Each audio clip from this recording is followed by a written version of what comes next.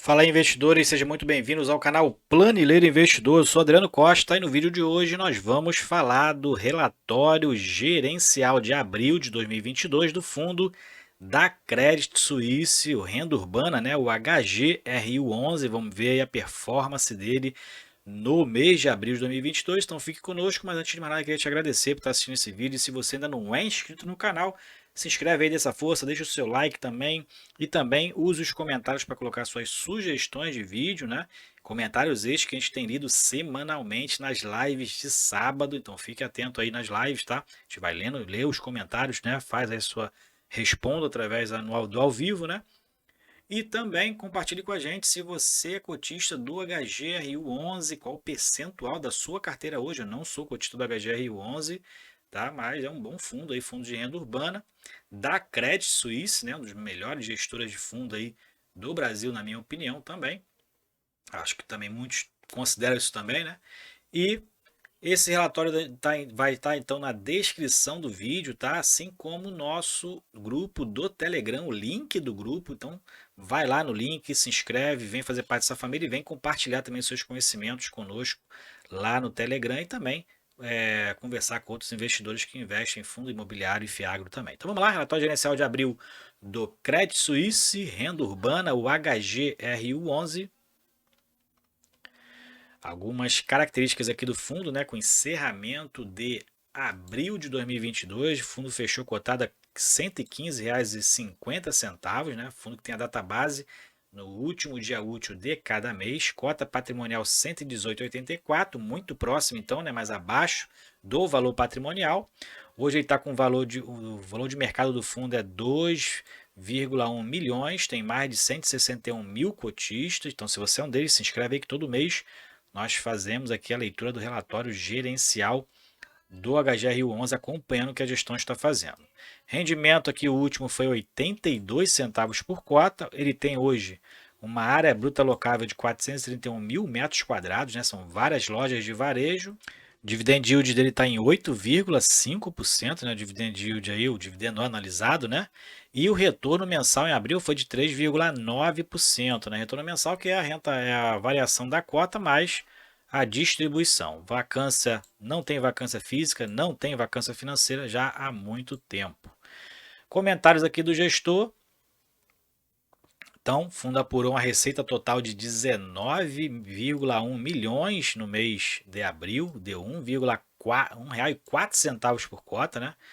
Que levou um resultado então de 17 milhões 93 centavos por cota. Então teve alguns eventos extraordinários, lucro no regime de caixa da venda da loja Pernambucanas, então o fundo teve o recebimento, né, de 1,5 milhões, o que equivaleu aí a 8 centavos por cota, e também lucro no regime de caixa da loja americana da Caçador. Uma foi de Lorena, São Paulo, e outra de Caçador, né, de aproximadamente 863 mil reais, o equivalente a 5 centavos por cota, né? O fundo tem feito essas vendas pontuais aí, né? E tem feito ganhos de capital. Com isso, eles têm 3 lojas vendidas com um valor de venda total de aproximadamente 17,3 milhões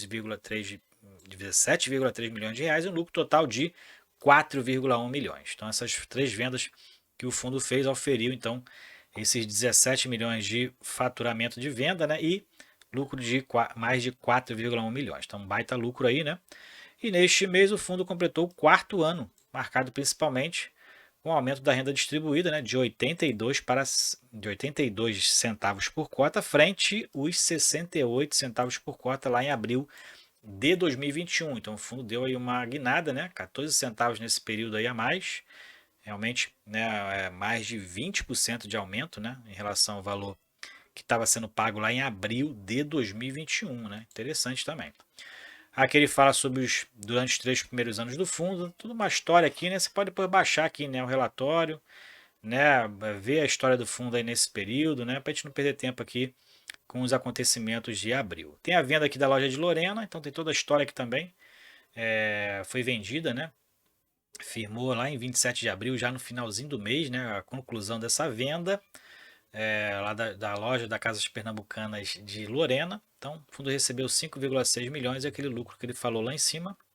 O imóvel foi adquirido em 6 de novembro de 2020, então em pouco mais de um ano, né, 1 ano e 5 meses aproximadamente, o fundo faturou aí um bom ganho de capital, em torno de 1,5 milhão, né?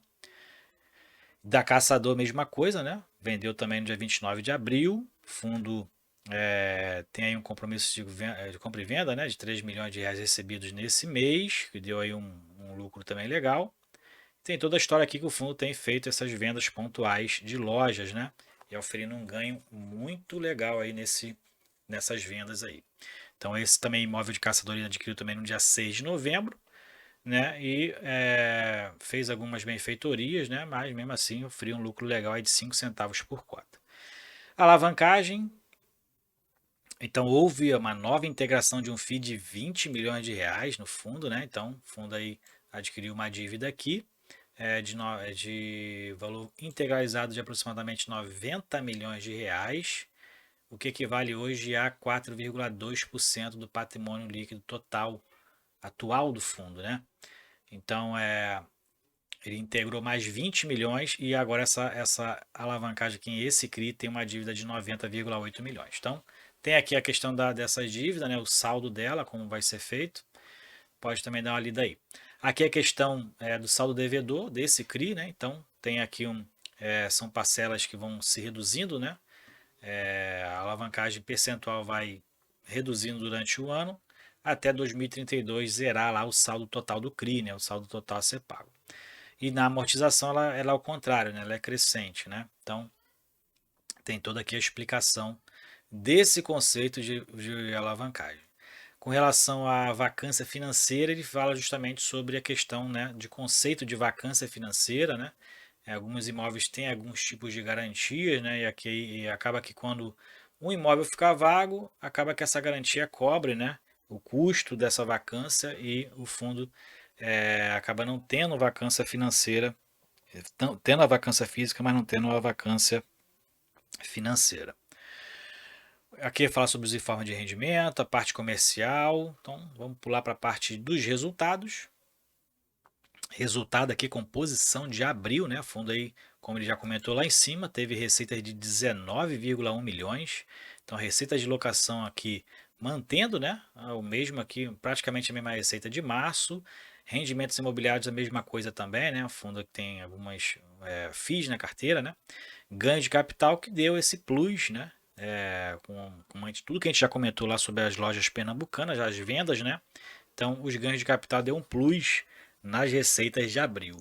Né? E despesas operacionais mantendo o mesmo nível de 2 milhões e 100 mil reais. O resultado então foi de 17 milhões, anunciou rendimentos de 15, né, que são os recorrentes normalmente, para 18 milhões e 400 mil cotas. Né? Provavelmente o fundo vai distribuir mais um provento gordo nesse final de semestre, lá em junho. Né? E com relação à receita potencial, né, o fundo não está, mesmo assim, mesmo sem vacância, né, mesmo pagando um bom provento, ele não está explorando toda a sua receita potencial, né, que estava lá em março. Né? Alguns descontos em contratos ainda têm diminuído essa. Na verdade, é o contrário, né? Ele tem explorado e tem, inclusive, com receitas superiores. Né? Por quê? Porque alguns adiantamentos, alguns atrasos, né, diferimentos de contrato têm sido recebidos aí e aumentado, né, inclusive a receita de locação. Né? A carência de descontos não são suficientes para poder reduzir tanto assim, porque os adiantamentos às vezes e as multas e os juros de atrasos superam, né? E aí acaba que a receita de locação está superior à receita potencial por conta disso, né? E aqui, resultado do fundo por cota. Então, o fundo aumentou aqui, né, a distribuição no mês de março para 82 centavos, né, e ainda assim está com saldo resultado acumulado de 67. Né? Então, expectativa, como eu falei, né, lá em junho, naquela equalização aos 95% de ter obrigado a distribuir, vai acabar distribuindo um provento alto também. Então, seguindo aqui, né, vamos ver aqui mais resultados do fundo, rentabilidade, então, como eu falei lá em cima também, como a gente viu lá nos principais números, 3,9% foi a rentabilidade no mês de abril, né? Então se recuperando aí principalmente na valorização da cota, e FIX 1,2% foi nesse período, né? E o CDI bruto, né, nesse período foi de 0,8%, né? Então, muito abaixo aí da rentabilidade do que o fundo fez, que foi, né, que auferiu da rentabilidade no mês de abril, né? Aqui a liquidez no mercado, o fundo tem uma liquidez boa no mercado, né? 87 milhões de liquidez nesse mês de abril, giro de cotas de 4,2% e aumentando a quantidade de cotistas aqui, ó, de 158 para 161 segue aqui, né? Um reloginho também aqui, né, na quantidade de cotistas que vem aumentando mês a mês, né? Em torno de 3 mil cotistas por mês, em média, né? Então vem aumentando e mantendo o volume de negociação mensal, né? Aqui é a composição da carteira. Então, imóveis, o fundo tem 1,8 bilhão de reais em imóveis, 278 milhões investidos nesse SPVJ, né, que é outro fundo de varejo, 84 milhões em outros FIIs, 74 milhões em CRIs, renda fixa, que é o caixa do fundo, normalmente 111 milhões de reais, parcelas a receber, outros e aquisições, né, ou alavancagem, que é o mesmo fundo faz, né, as obrigações de longo prazo, curto prazo e médio prazo. E o patrimônio dele está em 2,1 bilhões de reais, né? E aqui também, só que de forma num quadro, exatamente o que a gente leu aqui nesse gráfico. E aqui é o detalhamento das aquisições, né? O fundo tem aquisições aqui, parcelas a receber também, né? Mas a maioria agora são as aquisições e os maiores valores são aquisições superiores a 12 meses, que são os CRIs normalmente, né, que tem parcelas mais longínquas, aí, mais de longo prazo, longuíssimo prazo a pagar. Aqui a evolução da vacância. Então o fundo não tem vacância há muito tempo, muito, eu nunca vi a vacância do fundo, né, nesses últimos 2 anos. Aqui tem o preço médio, né, o aluguel médio aqui por metro quadrado dos imóveis do fundo da área educacional, são mais que o dobro do valor do aluguel dos imóveis de varejo, né? Então é interessante também esse comparativo. Vencimento médio dos contratos são longos, né? Porque os contratos de varejo e educacional também normalmente são contratos que têm esse tipo de atipicidade, né? Onde tem os contratos são muito longos e o prazo médio dele é de 12,7 anos, né? 83% vencendo, com revisionais também a partir de 2026 e 100% vencendo só a partir de 2026. A maioria são também reajustadas pelo IPCA, mais de 80%, o restante pelo IGPM, e essas atipicidades aqui que a gente vê, ó, de 83% é o que gera normalmente aqueles longos contratos, né? Normalmente é o que a gente vê por conta dessa tipicidade. O maior setor é o varejo alimentício, que também soma, né? O que tem no SPVJ, vestuário, varejo vestuário 25% e educacional 29% da receita contratada. Aqui são os principais eventos que o fundo vai aqui colocando, né, para manter também os cotistas informados. E aqui são os imóveis educacionais locados para universidades conhecidas, né, a IBMEC, Estácio, São Judas, né.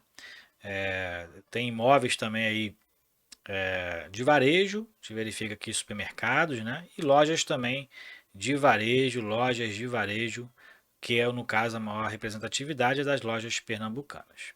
São diversas lojas também, né? Muitas lojas mesmo. Ok, então, são diversas lojas, como eu te falei aqui, ó, nesses estados são 63 lojas, e aqui nesses estados aqui, Atacadão e Mineirão, né, são outras 9 lojas, né? Então são 63 lojas só locadas para as pernambucanas, né? Então tá. Então é isso, o relatório gerencial do HGRU11, Fundo de Varejo. Se você gostou do vídeo, deixa o seu like, se inscreva no canal e compartilhe com a gente. Se você já é cotista do HGRU11, qual o percentual da sua carteira hoje? Fique com Deus, até o próximo vídeo. Tchau, tchau.